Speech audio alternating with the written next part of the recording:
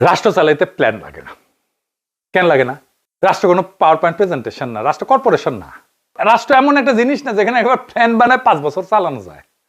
এখানে মেলা ভ্যারিয়েবল কাজ করে, মেলা, জাতীয়, আন্তর্জাতিক, পরিবেশ, পৃথিবী, সবকিছু মিলে অসংখ্য ভ্যারিয়েবল, যেটা প্রতি মুহূর্তে চেঞ্জ হয়। আপনি দেখতেছেন না? মানে আমার রাষ্ট্র কেমন চলবে, এটা আমেরিকা কি করতেছে সেটার উপরে ডিপেন্ড করে আমার প্ল্যান বলতে যাবে। তো ট্যারিফ বদলে দিল, আমার সবকিছু প্ল্যান চেঞ্জ হয়ে যাবে। একটা নতুন ইনোভেশন হইলো, সব প্ল্যান চেঞ্জ হয়ে যাবে। আর্টিফিশিয়াল ইন্টেলিজেন্স আসলো, সব প্ল্যান চেঞ্জ হয়ে যাবে। আমি কখনোই আগের প্ল্যানে রাখতে পারবো না। একটা দেশে একটা যুদ্ধ লাগলো, সব প্ল্যান চেঞ্জ হয়ে যাবে। এমনকি কর্পোরেশনও কোনো প্ল্যান এইভাবে 1 বছরের প্ল্যান করে এক্সিকিউট করা যায় না। প্ল্যান একটা সর্বোচ্চ অনুমান, আর এই অনুমান তখনই ভেঙে পড়ে যখন বাস্তবতা বদলায় যায়। প্ল্যান ধরে নেয় ভবিষ্যৎ জানা, কিন্তু ভবিষ্যৎ জানা থাকে না, এটাই বাস্তবতা। আর প্ল্যান এভাবে করা যায় না, কারণ রাষ্ট্রের বাইরে থেকে, রাষ্ট্র কাঠামোর বাইরে থেকে, ব্যুরোক্রেসির বাইরে থেকে আমি আমার রাষ্ট্রের, বাংলাদেশ রাষ্ট্রের শক্তি দুর্বলতা এগুলো কিছুই জানি না। আমি আমার ব্যুরোক্রেসি কতটুকু পাওয়ারফুল সেটা জানি না, কতখানি এফিশিয়েন্ট সেটা জানি না, কতখানি দক্ষ সেটা জানি না। তো আমি এমন একটা জিনিসের উপরে বৈশাখ প্ল্যান করতেছি, জানি না যে আমার প্ল্যানটা এক্সিকিউট করবে তার শক্তিটা কেমন। কোম্পানি জানে, কারণ কোম্পানি তো রিক্রুট করে। তারেক রহমান তো রিক্রুট করেনি সচিবদেরকে, সে তো জানে না রাষ্ট্রের রিসোর্স কতটা গভীর, কোন স্ট্র্যাটেজিক এগ্রিমেন্ট আছে কিনা। আজকে যে মিত্র রাষ্ট্রের, কালকে সে শত্রু হয়ে যাবে। আজকে যেটা বাজার, কালকে সেখানে নিষেধাজ্ঞা বসবে। আজকে যে প্রযুক্তি, কালকে সে অপ্রাসঙ্গিক হয়ে যাবে। প্রত্যেক দিন নতুন কন্ডিশন তৈরি হয়, যুদ্ধ, ভাইরাস, মহামারী, মুদ্রাস্ফীতি, জলবায়ু সংকট, আর্টিফিশিয়াল ইন্টেলিজেন্স, সামাজিক বিস্ফোরণ। এই দুনিয়ায় আগাম প্ল্যান কাজ করে না, করবে না। জোর করে এইভাবে প্ল্যান কাজ করানো যায় না। তাহলে প্রশ্নটা পরিষ্কার, রাষ্ট্র চালাইতে তাহলে কি লাগে?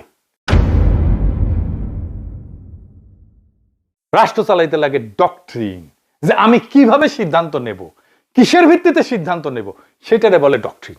আমার ওইটা জানা থাকতে হবে। লাগে ইনস্টিটিউশনাল ইন্টেলিজেন্স, লাগে অ্যাডাপটিভ ক্যাপাসিটি, ফ্লেক্সিবিলিটি লাগে। প্ল্যান কি বলে, বলে আমরা কি করব, আর ডক্ট্রিন কি বলে, কিভাবে সিদ্ধান্ত নেব। প্ল্যান সবসময় স্থির, ডক্ট্রিন জীবন্ত। ডক্ট্রিন মানে পরিবর্তনের ভেতরে দিক না হারানো, পথ না হারানো। ডক্ট্রিন মানে কনফিউশনের মাঝে সিদ্ধান্ত নেওয়ার নীতি। আজকের বাস্তবতায় ডক্ট্রিন আজকের সিদ্ধান্ত নেয়, কালকের বাস্তবতায় কালকের সিদ্ধান্ত নেয়, কিন্তু একই নৈতিক প্রাতিষ্ঠানিক মেরুদণ্ডের উপর দাঁড়ায়। ডক্ট্রিন অ্যান্ড ইনস্টিটিউশনাল ইন্টেলিজেন্স আর অ্যাডাপটিভ ক্যাপাসিটি, 3টে জিনিস লাগে।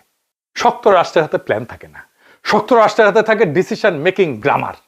এই গ্রামার শেখায় কখন অপেক্ষা করতে হবে, কখন ঝুঁকি নিতে হবে, কখন পিছাইতে হবে, কখন আঘাত করতে হবে, কখন চুপ থাকে সবচেয়ে শক্তিশালী সিদ্ধান্ত। দুর্বল রাষ্ট্র প্ল্যান বানায়।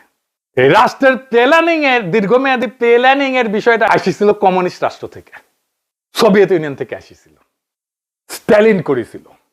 এটা স্ট্যালিনের 5 সালা পরিকল্পনা ছিল, 5 বছর বছর প্ল্যান করিত। এইটা 19বিংশ শতাব্দীর কথা, আগের শতাব্দীর কথা। ওর পরে 100 বছর পার হয়ে গেছে দুনিয়া। ওই সময় রাষ্ট্র ছিল খুব দুর্বল, সোভিয়েত ইউনিয়ন। সেই জন্য দুর্বল রাষ্ট্র প্ল্যান বানায়। রাষ্ট্র যত শক্ত রাষ্ট্র জাজমেন্ট তৈরি করে, কারণ প্ল্যান ব্যর্থ হইলে রাষ্ট্রই ভেঙে পড়ে। ডক্ট্রিন থাকলে রাষ্ট্রের রূপ বদলায় কিন্তু ভাঙে না। এই কারণে ইতিহাসে টিকে থাকে তারা। সোভিয়েত ইউনিয়ন এই দীর্ঘমেয়াদী প্ল্যান করতে করতে করতে করতে করতে করতে ভেঙেই গেল, দেখেছেন? এটাই এই প্ল্যানিং এর, রাষ্ট্রীয় প্ল্যানিং এর এটা প্রবলেম। আপনি দেখেন তো, আমেরিকার কোনো প্ল্যান আছে? 1 বছর আগে জানতেন যে এরকম আইস এসে এরকম ব্যাপার করবে? আপনি জানতেন যে এসে ভেনেজুয়েলা এরকম করবে, গ্রিনল্যান্ড নিয়ে এরকম করবে, এটা জানতেন।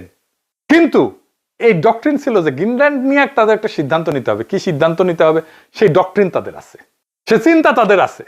কিন্তু এই প্ল্যানটা কিন্তু এখনই হবে সেই প্ল্যান ছিল না। রাষ্ট্র নিজের ভবিষ্যৎ বানাইতে পারে না। রাষ্ট্র অনিশ্চয়তার ভেতরে চলার ক্ষমতা তৈরি করে, এটাই রাষ্ট্র। আর সেই ক্ষমতার নাম হইতেছে ডক্ট্রিন, ইনস্টিটিউশনাল ইন্টেলিজেন্স আর অ্যাডাপটিভ পাওয়ার। 3টে জিনিস মাত্র। তাই প্ল্যান না, ক্ষমতা। দর্শনের ভাষায় রাষ্ট্র এমন কিছু না যেটা নির্দিষ্ট শেষ লক্ষ্য ধরে ধাপে ধাপে ধাপে ধাপে আগানো যায়। রাষ্ট্র মানে বৈধ কর্তৃত্ব প্লাস অনিশ্চয়তা। প্ল্যান ধরে নেয় অনিশ্চয়তা নিয়ন্ত্রণে আছে, কিন্তু রাষ্ট্রের কাজই হচ্ছে অনিশ্চয়তার ভেতরে শাসন করা। এইখানে প্ল্যানটা ভেঙে পড়ে। ধরেন আপনি ক্ষমতা আসলেন, আপনার নির্বাচনী প্ল্যানে লেখা ছিল ব্যুরোক্রেসি কাজ করবে, ইকোনমি ঘুরে দাঁড়াবে, আপনি পলিসি পাল্টাইতে পারবেন, আপনি চুক্তি বদলাইতে পারবেন, ব্যুরোক্রেসি এফিশিয়েন্ট, ফাইল ঠিক মতো চালায় চলে, ঘুষ ছাড়াই, মিড লেভেল অফিসাররা দক্ষ। আপনি এসে দেখলেন যে ইকোনমি ধারণার চেয়ে তো দুর্বল, রেভিনিউ লিকেজ সর্বত্র। কি করবেন?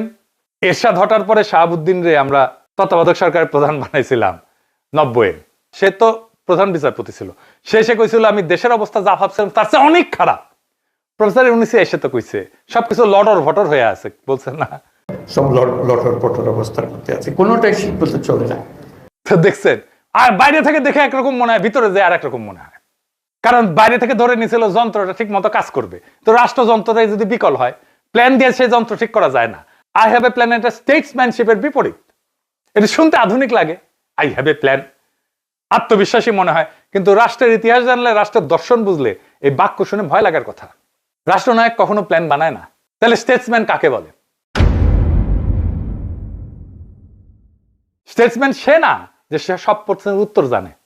তারেক রহমান যেটা বোঝানোর চেষ্টা করে, আমি সব জানি, আমার কাছে সব তথ্য আছে, এই যে 600 ফিট আর রিলস দিয়ে বুঝাইছে না।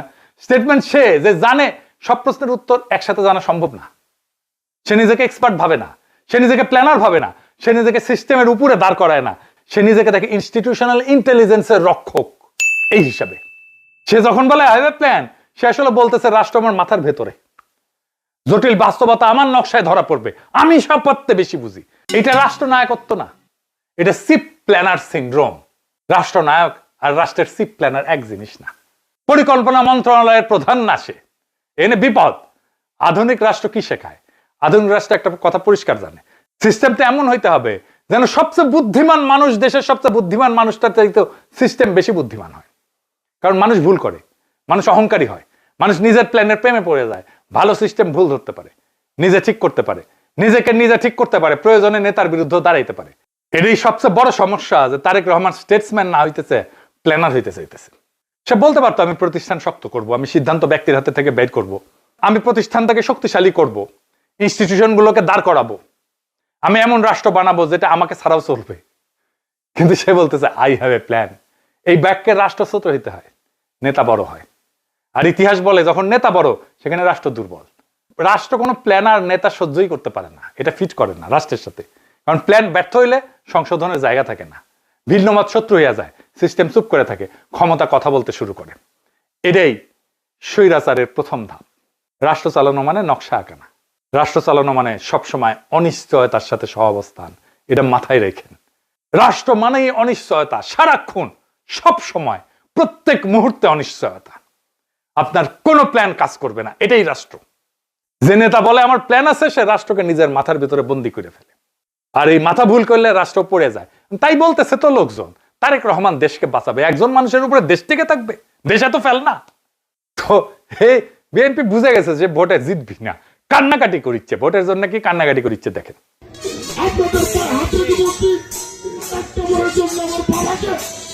আমার রাজনৈতিক বাবাকে একটা বারের জন্য আপনারা সুযোগ দিবেন, আপনাদের কাছে একটা বারের জন্য একটা ভোট দিতে চাই। একজন মানুষকে কিন্তু ভোট দেবেনই, আপনারা টাকাই চান, ভোট কিন্তু ঘরে রাখতে পারবেন না। এই কাঠরাতের উন্নয়নের জন্য, সখীপুরের উন্নয়নের জন্য আপনাদের কাছে আমার বাবার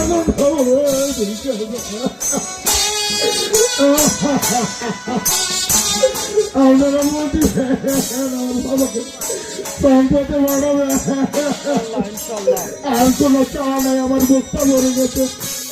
আপনারা আমাকে যে সম্মানিত করেছেন, আপনাদের ঋণ আমি আর কোনোদিন শোধ করতে পারবো না।